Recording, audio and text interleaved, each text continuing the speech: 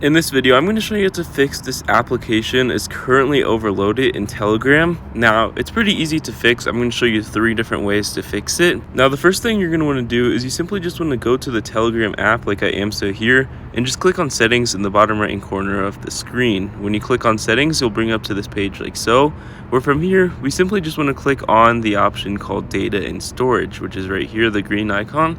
And as you can see, we can actually click on the storage usage and you can see all the chats that use up all your storage on Telegram. But if we scroll down here and if we basically want to reset the tapswap app, we just simply want to scroll down past all of this and actually find where it says tapswap. You can see all of these other games right here. We just click on tapswap, click on clear cache like so, click on clear selected. It will save your progress.